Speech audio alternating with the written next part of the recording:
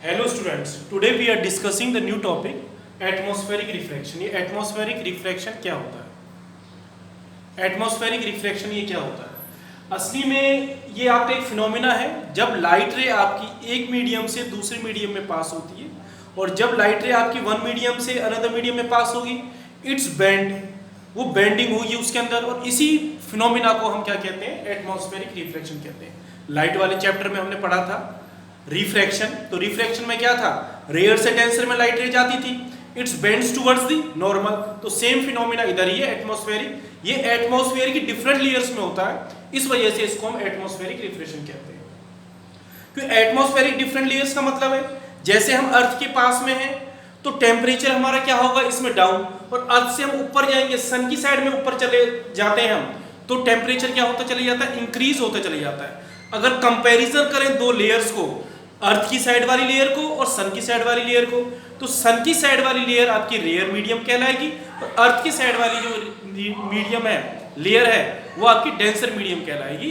तो इस वजह से जब लाइट रे आपकी सन से अर्थ पर आ रही है तो वो एक मीडियम से दूसरे मीडियम में पास होती है, और लाइट का नेचुरली बेंड होना है, तो इसी मीडियम को हम क्या कहते हैं? रिफ्रैक्शन या एटमॉस्फेरिक रिफ्रैक्शन कहते हैं। अब इस एटमॉस्फेरिक रिफ्रैक्शन में आपके कोर्स में कुछ बहुत सारे फिनोमिना दे रखे हैं, और उन कुछ फिनोमिना को हम यहाँ पे डिस्कस करेंगे। तो इसमें सबसे पहला हम फिनोमिना ले रहे हैं, star seem to be higher than they actually. First phenomena, first one, stars seem to be higher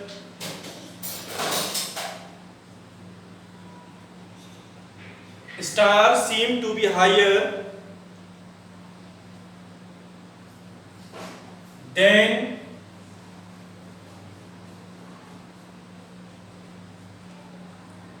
they are. Star seem to be higher than they are. इसका मतलब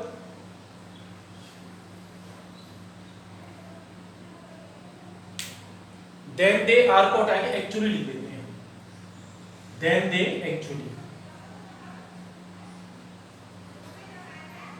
इसका मतलब ये है कि स्टार उतने ज्यादा दूर नहीं है जितने दूर हमें ये दिखाई देते हैं। ठीक है, तो इस फिनोमिना को पहले डिस्कस हम कर लेते हैं।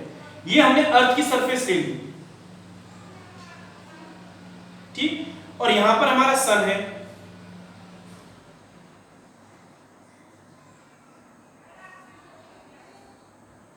ये डिफरेंट लेयर्स आ रही है एटमॉस्फेयर की, इधर ऑब्जर्वर है,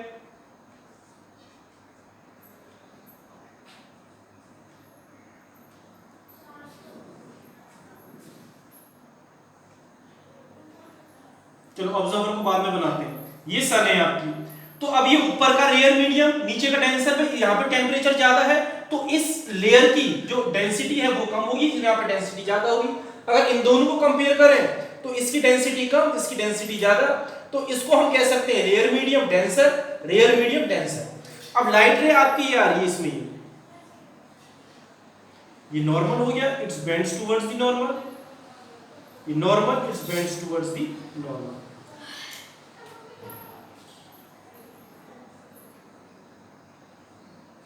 और यहां पे ऑब्जर्वर है, मैं इसकी आई बना रहा हूं सिर्फ।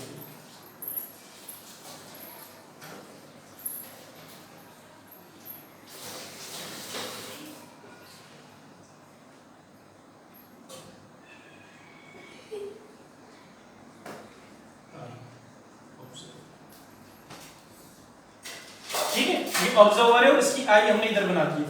लेकिन हम देखते कैसा है, एक स्ट्रेट पाथ में ये लाइट हम कभी भी बेंडिंग में नहीं देखते, स्ट्रेट पाथ में देखते। अगर हम यहां से देखें तो ये लाइट आपकी कहां जाएगी? स्ट्रेट पाथ में जाएगी, स्ट्रेट पाथ किया गया। तो सन की इमेज हमें यहां पे दिखाई देगी, ये क्या दिखाई दे रही है? इसकी इमेज। और ये क्या था हमारे पास में? ऑब्जेक्ट। तो एक्चुअली सन आपका यहां पर है, लेकिन हमें इतना दूर दिखाई देता है, काफी दूर दिखाई दे रहा है। तो किस कारण हो रहा है? ये एटमॉस्फेरिक रिफ्रैक्शन के कारण हो रहा है। फिर से एक बार मैं डिस्कस करा देता हूं। सन की एक्चुअल में पोजीशन यहां पे है, ये सन है आपका, ओ का मतलब मैंने ऑब्जेक्ट बनाया है यहां पे, ऑब्जेक्ट। तो सन की लाइट रे ये जा रही है, नॉर्मल हो गया, रेयर टू डेंसर, ये मीडियम आपका सपोज रेयर और ये मीडियम आपका डेंसर हो गया, तो लाइट रे इसमें क्या होगी, नॉर्मल की साइड में बेंड हो जाएगी। फिर आपका दो रेयर में कंपैरिजन करें तो ये आपका रेयर हो गया और ये वाला आपका डेंसर हो गया। It's bends towards the normal, यहाँ पे आपका ऑब्जर्वर है, लेकिन हम देखेंगे कैसे स्ट्रेट पाथ में, तो आपकी स्ट्रेट लाइन जा रही है, तो इस ऑब्जेक्ट की इमेज यहाँ पर दिखाई देगी। इमेज है आपकी, क्या है ये इमेज, और ये क्या है आपका सन, ठीक है, इसकी इमेज दिखाई दे रही है। एक्चुअल में सन आपका यहाँ पे था, यहाँ पे ना हो क्या हमें यहाँ पे दिखाई देता है, ये काफी दूर दिखाई देता है। तो ये फिनोमिना किसके कारण है, आपका एटमॉस्फेरिक रिफ्रैक्शन के कारण है।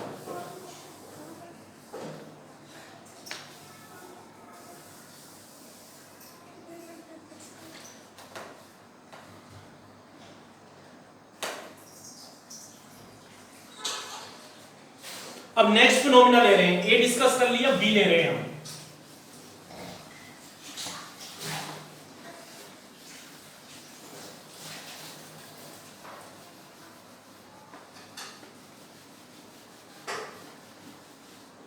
बी है इसमें advance sunrise and delay sunset.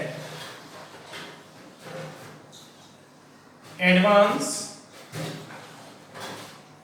Sunrise and delay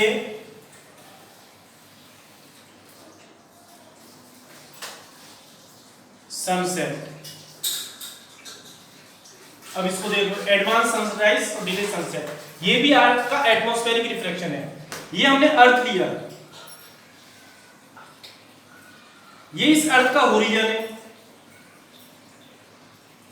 ठीक है, होरिजन लाइन बना ली हमने। अब इसमें आपका सपोज सन आपका यहां पे है, सन, ये सन को मैंने डॉट बना दिया, इस वाली डॉट, ये सन है आपका, ठीक है, सन आपका राइज हो रहा है, और इस सन के, इस अर्थ के चारों बगल इसकी क्या है, ये एटमॉस्फेयर है, लेयर, एटमॉस्फेयर की लेयर, ठीक, ये एटमॉस्फेयर की लेयर हमने बना दी इसमें, ठीक है। अब इसमें जो अर्थ था, यहां से लाइट जा रही है, ये आपका रेयर मीडियम हो गया, और ये कौन सा मीडियम हो गया, डेंसर मीडियम। सपोज ये हमने नॉर्मल बना लिया, इधर ये नॉर्मल है, तो लाइट रे आपकी bends towards the normal, normal की साइड में इसकी बेंडिंग हो जाएगी, it's bends towards the normal. यहां पे कोई ऑब्जर्वर है,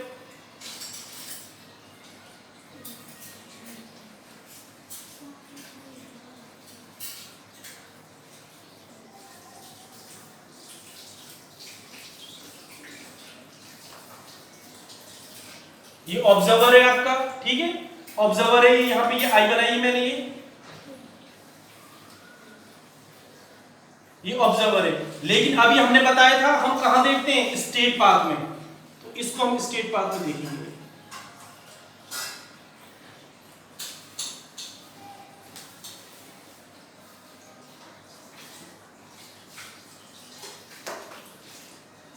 तो ये इधर ऑब्जेक्ट था आपका,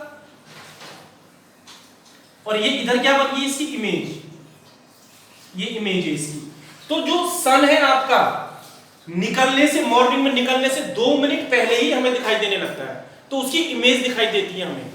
सन निकलने से पहले ही 2 मिनट पहले दिखाई देने लगता है, उसकी इमेज दिखाई देती है, और ये किसके कारण हुआ, एटमॉस्फेरिक रिफ्रैक्शन के कारण। किसके कारण हो रहा है ये फिनोमिना, एटमॉस्फेरिक रिफ्रैक्शन।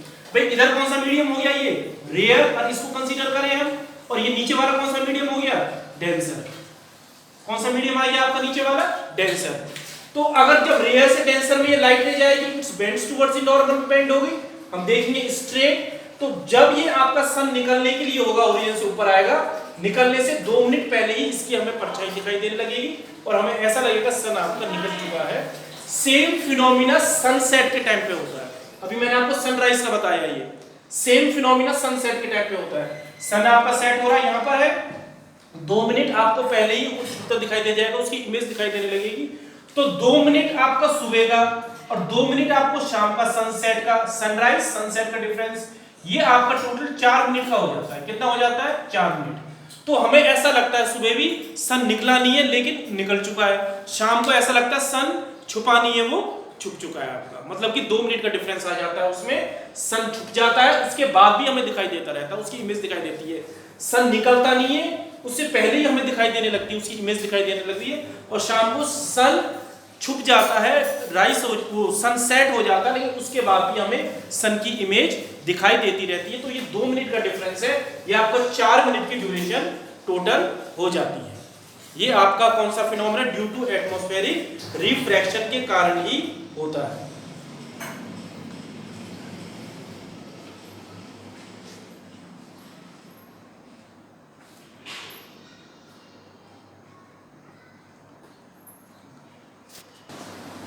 नेक्स्ट हम ले रहे हैं stars are twinkle but planets do not. ये हमारा अर्थ है,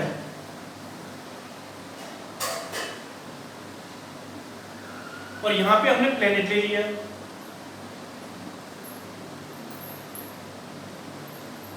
और ये इधर है हमारे स्टार। स्टार जो हमारे अर्थ से काफी दूर होते हैं, और ये हमें पॉइंट साइज दिखाई देते हैं। इनकी जो इमेज है, ऑब्जेक्ट है, जो स्टार है, हमें पॉइंट साइज दिखाई देते हैं। इनका जो डिस्टेंस है अर्थ से, it is very very far away from the earth, so we see star at a point size. Star और अर्थ के बीच में डिफरेंट लेयर्स हैं एटमॉस्फेयर में, और इनकी डेंसिटी कंटिन्यूसली चेंज होती रहती है। एटमॉस्फेयर की डेंसिटी क्या होगी? Continuously change, varying density. Atmosphere layer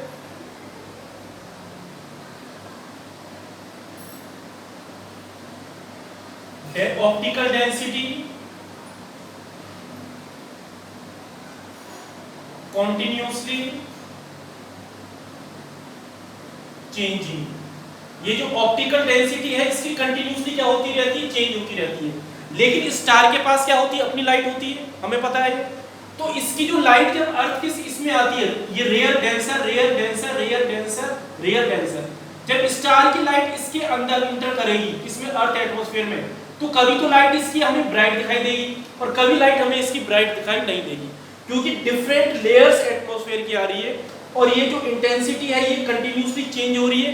कभी लाइट इसकी, जब इसकी कांस्टेंट इंटेंसिटी होगी, कभी तो लाइट इसकी एकदम से ब्राइट दिखाई देगी, डेंसिटी थी ज्यादा हो जाएगी लेयर की, तो लाइट इसकी डिम हो जाएगी, ज्यादा डिम, ज्यादा डिम। ये इसी वजह से हो रहा है कि जो आपका एटमॉस्फेयर है, डिफरेंट लेयर्स एटमॉस्फेयर की, ये वेरी कर रही है, चेंज हो रही है एटमॉस्फेरिक रिफ्रैक्शन के कारण। अगर हम प्लैनेट्स की बात देखें, तो प्लैनेट्स के और अर्थ के बीच का जो डिस्टेंस है, वो डिस्टेंस कैसा है? कम डिस्टेंस है। ये ज्यादा दूर नहीं है अर्थ से प्लैनेट्स, और ना ही इनकी अपनी लाइट होती है, ये दूसरे की लाइट को लेते हैं ये, ठीक है, और रिफ्लेक्ट करते हैं।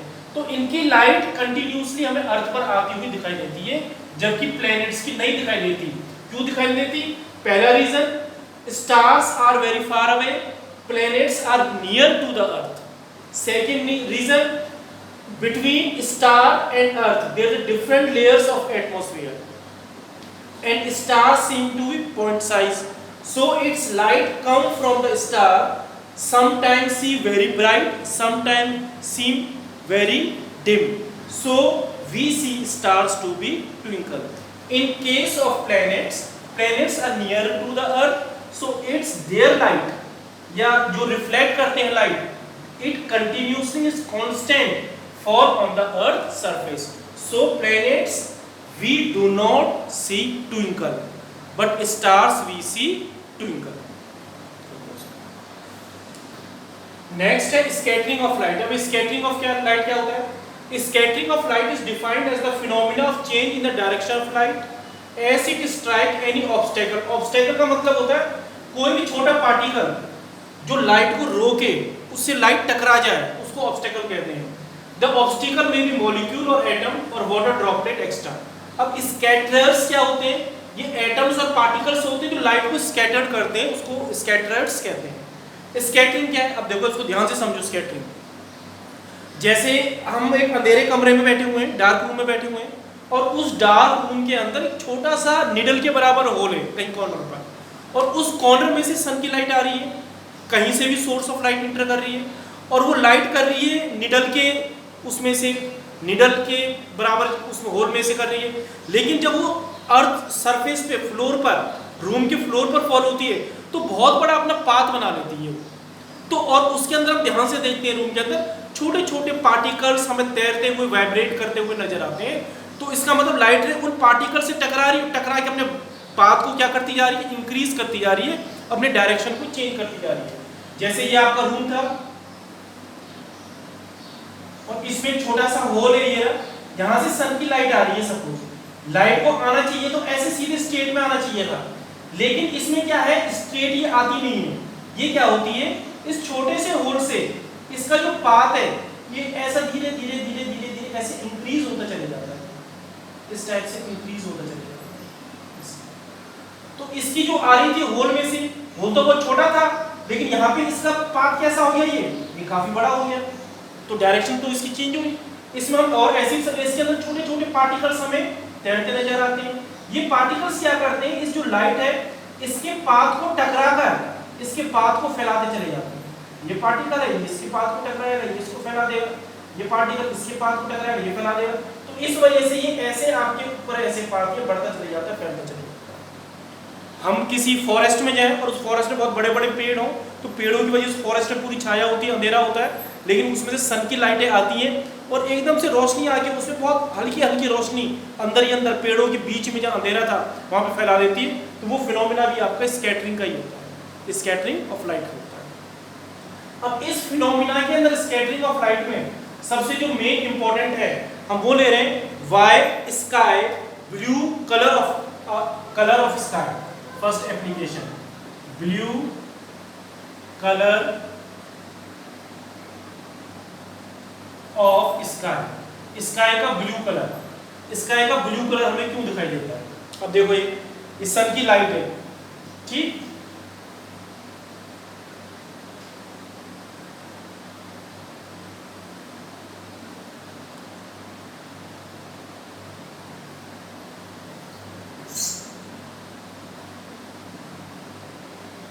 ये सन है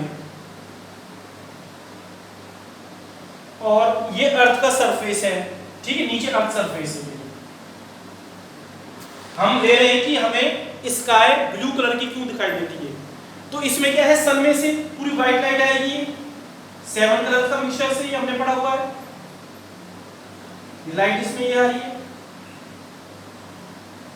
ये लाइट आ रही है इसकी, ठीक है, लेकिन इसके जो जिस कलर की वेवलेंथ शॉर्ट है वो कलर आपका क्या कर जाएगा, इसमें स्कैटर्ड कर जाएगा। जैसे आपके जितने भी ये विबग्योर है, VIBG विबग्योर, जो जितने भी कलर्स हैं इस लॉन्गर वेवलेंथ वाले तो अर्थ पर आ जाएंगे, उसके सरफेस पे आ जाएंगे, और जो शॉर्टर वेवलेंथ के हैं वो आपके बीच में ही स्कैटर्ड कर जाते हैं।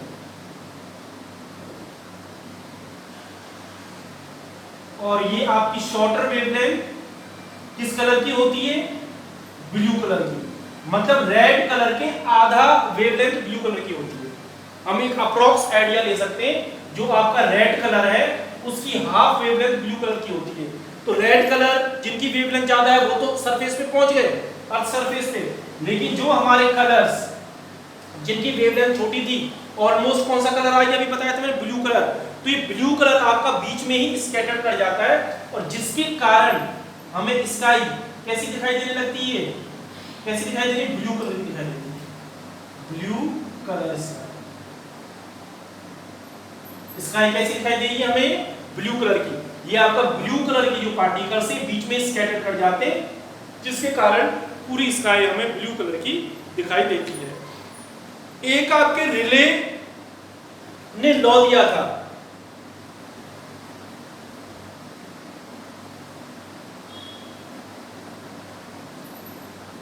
रिलेस लॉ। अब ये रिलेस लॉ क्या था, ये था रिलेस लॉ। इस लॉ के अकॉर्डिंग साइंटिस्ट ने दिया था कि जो हमारी इंटेंसिटी है वो वेवलेंथ के आपकी इनवर्सली प्रोपोर्शनल है, उसकी power 1/4। Intensity is inversely proportional to power of 1/4।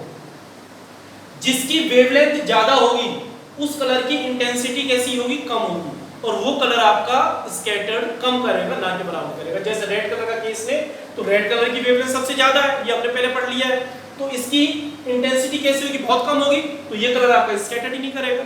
अगर ब्लू कलर बोले तो रेड कलर के आधा वेवलेंथ ब्लू कलर की होती है, तो ब्लू कलर की वेवलेंथ कैसी हुई, कम। जब इसकी ब्लू कलर की वेवलेंथ कम है तो इसकी इंटेंसिटी कैसी आ जाएगी, ब्लू कलर की ज्यादा। और जब ज्यादा इंटेंसिटी है तो वो कैसा करेगा, स्कैटर्ड आपका कैसा करेगा, ज्यादा स्कैटर्ड करेगा। ठीक है, तो इसी वजह से इस फिनोमिना से, इस फॉर्मूले से भी हम स्कैटर्ड ऑफ ब्लू कलर को क्लियर कर सकते हैं।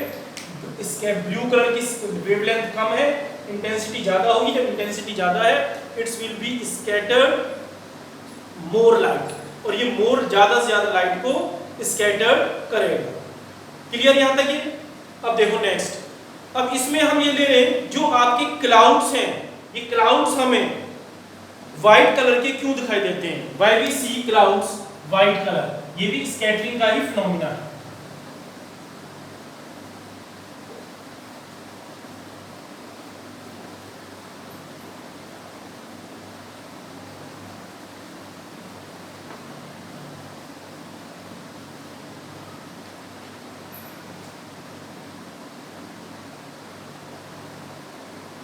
Why is the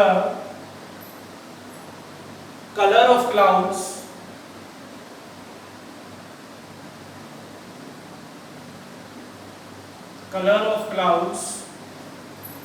white?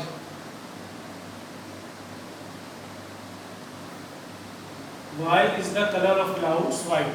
ये white क्यों होता है? white इस वजह से होता है कि जो हमारे ये कलर है इसके अंदर जितने भी आपके एटमॉस्फेयर में क्या है, हमारे जो क्लाउड्स हैं, the clouds are located in the lower layer. जो क्लाउड्स हमारे लोकेटेड लेयर में लोकेट है एटमॉस्फेयर की में, और जो लोअर पार्ट है अर्थ एटमॉस्फेयर का ये स्कैटर्ड करता है presence of dust particles, water droplets, और इस सिचुएशन में एयर के अंदर जो प्रेजेंट होते हैं, इन सब situation the size of scattering particles is bigger than the wavelength. जो ये पार्टिकल्स का साइज है ये आपका ज्यादा बड़ा होता है इसके वेवलेंथ के मुकाबले, तो इसमें स्कैटरिंग नहीं हो पाती, सब कलर की वेवलेंथ इक्वल हो जाती है और इक्वल होकर वो मिक्स हो जाते हैं, सारे कलर्स आपके मिक्स हो जाते हैं, जिसके कारण हमें स्काई, सन की लाइट हमें कैसी दिखाई देती है, ये व्हाइट कलर की दिखाई देती है।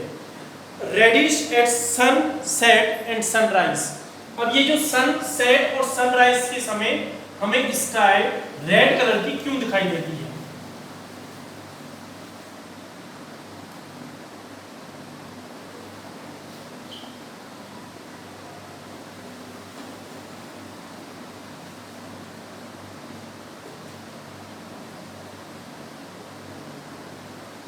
Reddish of sky,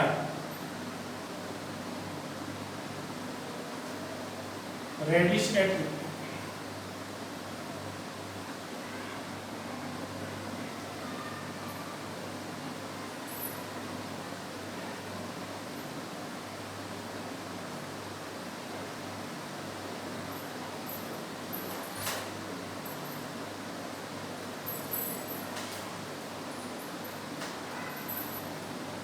ये हमारा अर्थ है,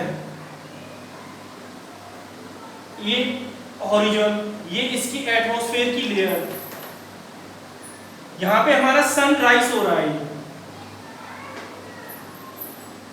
सन तो राइज होगा, इसकी वेवलेंथ ये जाएगी हमारे पास में। ठीक है, अब इसमें क्या होगा, जो आपकी इसमें कलर में कितने कलर होते हैं, 7 कलर होते हैं, जो प्योर होता है। जो शॉर्टर कलर हैं वो तो एटमॉस्फेयर की जो जिन कलर्स की वेवलेंथ छोटी है वो तो बीच में ही रुककर आपके स्कैटर कर जाते हैं, और जिस कलर की वेवलेंथ ज्यादा है वो एटमॉस्फेयर में जाकर वो आपका यहां पर स्कैटर कर जाता है। रेड कलर आपका एटमॉस्फेयर में जाकर, ये एटमॉस्फेयर में जाके स्कैटर कर जाता है, जिसके कारण हमें इसकी सुबह और शाम के टाइम रेडिश कलर की स्काई दिखाई देती है।